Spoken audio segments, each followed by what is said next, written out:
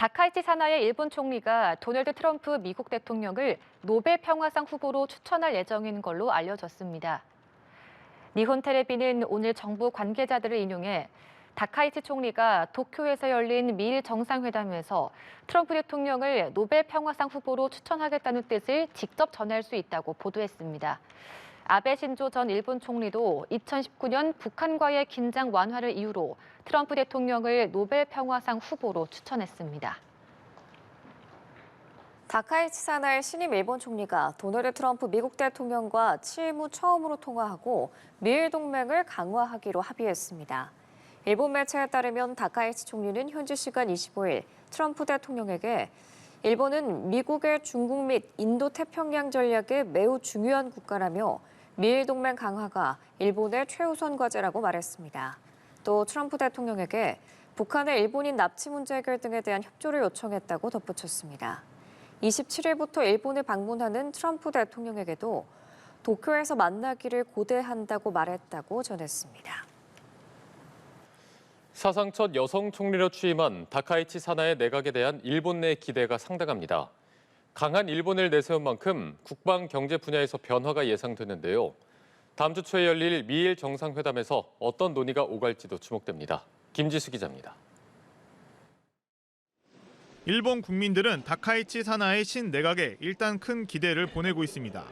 선출 직후 이루어진 여론조사에서 다카이치 내각 지지율은 앞선 이시바 내각 출범 당시 51%보다 월등히 높은 71%로 역대 5위 수준입니다. 특히 20, 30대 젊은 층에서 80%가 지지한다고 답했는데 정책 노선과 첫 여성 총리에 대한 기대감이 반영된 것으로 보입니다. 本当に今まで男性総理しかいなかったので、そういう点で新しい風を吹かせられるのではないかなというのと、高市さん自体個人的には結構思い切った発言をする方だなというふうに思っているので、良くも悪くも日本が大きく変わるのではないかというふうに期待ながらもちょっとどうなるのか心配なところも持ってはいます。 강경 보수 성향으로 알려진 다카이치 총리는 강한 일본을 기치로 내걸고 방위비를 GDP 대비 2%로 늘리겠다는 목표를 올해 내로 앞당겨 달성한다는 방침입니다. 안보와 국익을 위협하는 외국 세력에 대한 대처 능력을 높이겠다며 정보 수집 분석 활동을 총괄하는 조직인 국가정보국 신설도 검토 중입니다. 납북 피해자 가족과 면담 자리에서는 문제 해결을 위한 북일 정상회담에 대한 의욕도 드러냈습니다.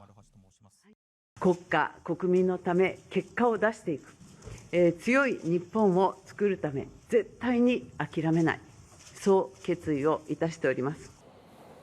현재 월 45시간인 연장 근로 규제 완화 등 경제정책 궤도 수정에도 시동을 걸었고 미국과 관세 협상을 주도할 진용도 트럼프 일기 행정부 대응 경험이 있는 관료를 중용했습니다. 미국산 대두와 LNG 수입 카드 등을 검토 중인 것으로 알려졌는데 오는 27일 방일하는 트럼프 미국 대통령과의 정상회담에서 다카이치 총리의 역량이 첫 시험대에 오를 것으로 보입니다. 연합뉴스TV 김지수입니다. 다카이치 사나의 일본 총리가 첫 국회 연설에서 중요한 이웃 나라인 한국과는 정상 간 대화를 통해 관계 강화를 모색할 것이라고 밝혔습니다. 다카이치 총리는 어제 오후 임시국회 소신 표명 연설에서 글로벌 사우스 여러 나라와 협력 강화에 힘쓸 것이라며 이같이 말했습니다.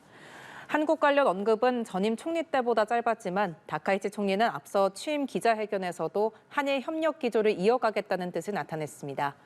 또 이날 방위비 증액 의사도 분명히 밝히면서 국내 총생산 대비 방위비 2% 달성 시점을 올해로 앞당기겠다는 방침도 공식화했습니다.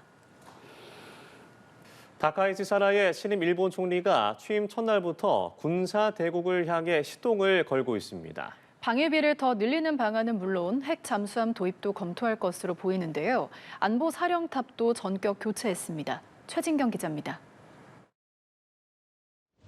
다카이치 사나의 신임 일본 총리는 취임 첫날부터 군사력 강화에 시동을 걸었습니다.